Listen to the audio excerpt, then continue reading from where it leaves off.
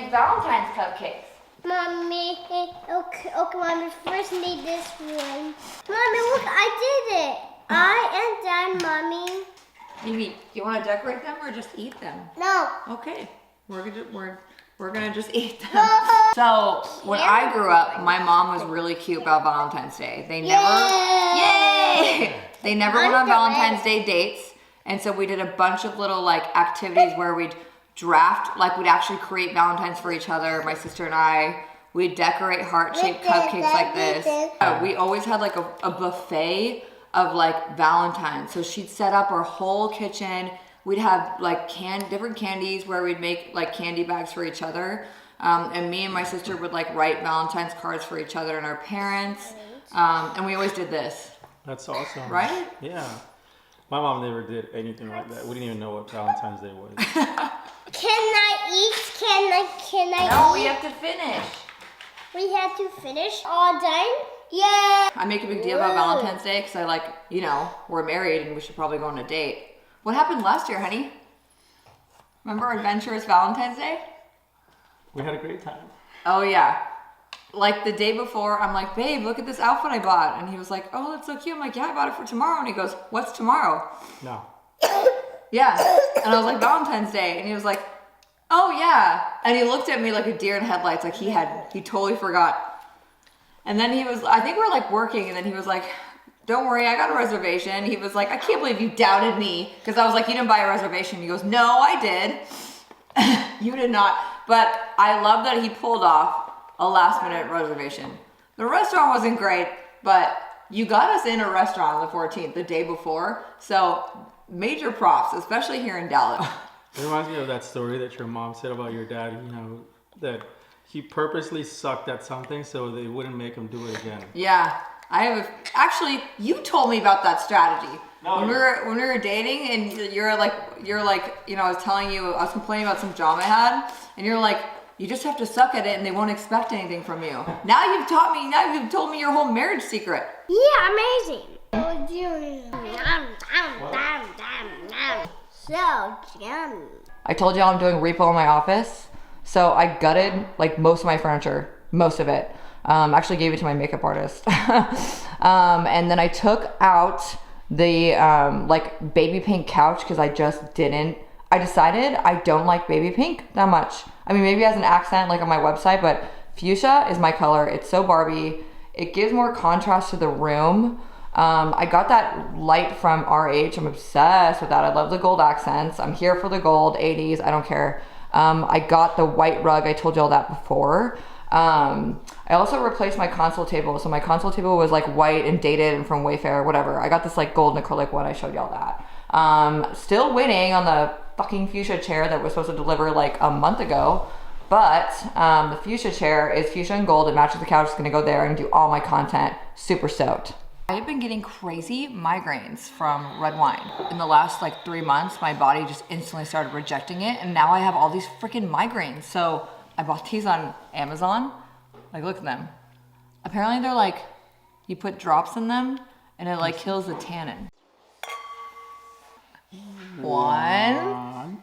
So we have this one student who shared her story with our instructor. Yeah. I mean, I just think, so she told you her story? Like, She told the instructor her what she's experienced and like why she's taking the course? Yeah, why she's taking this course. Okay. But she also said that you know, that you inspired her to take this course, and she wants to go to law school and hopefully go into immigration law. I hope they all go to law school.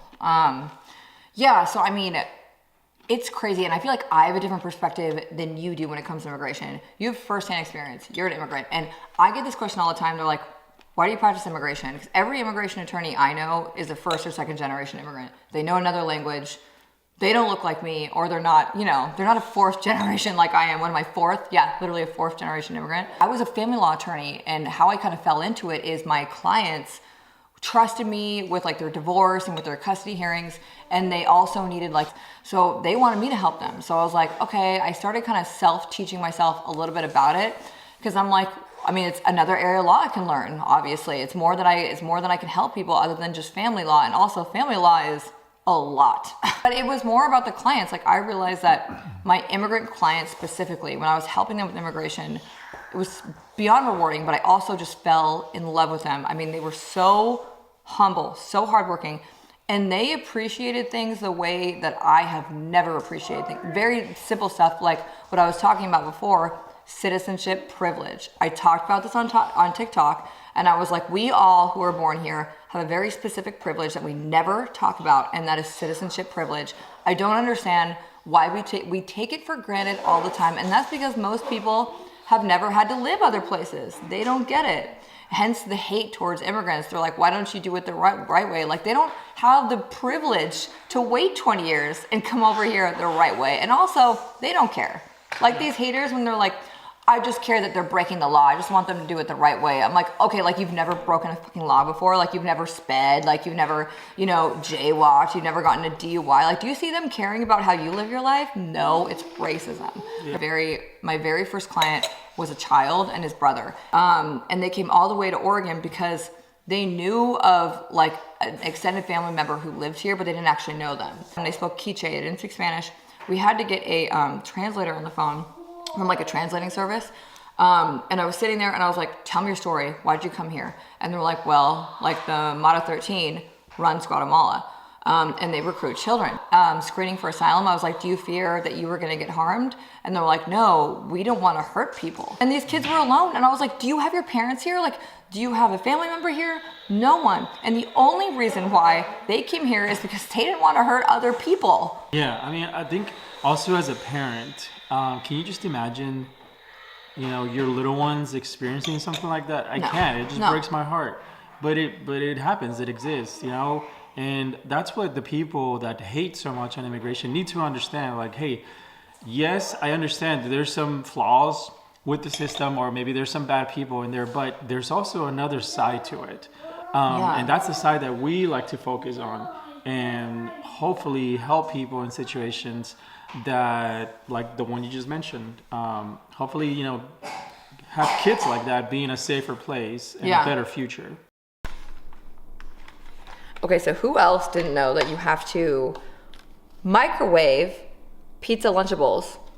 You don't serve it cold, or were my parents just neglectful of us? Like, Lunchable days were the best. Like when my dad was in charge of packing lunch, we stopped by 7-Eleven and got these bad babies, but they were always cold and I was fine with it.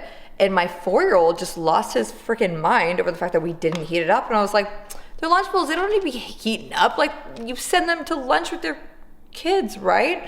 And then I read the instructions and they say that you're supposed to heat them up. So now I feel like a failing mother once and for all. That's all for today. I'm gonna do a Q&A, so comment here on the video and what else you want us to post about. I know I need to do more immigration specific stuff, but if you wanna do more personal stuff, discussions, TikTok, lawyer, influencer, engineer, immigrant stuff, we definitely will. Good night.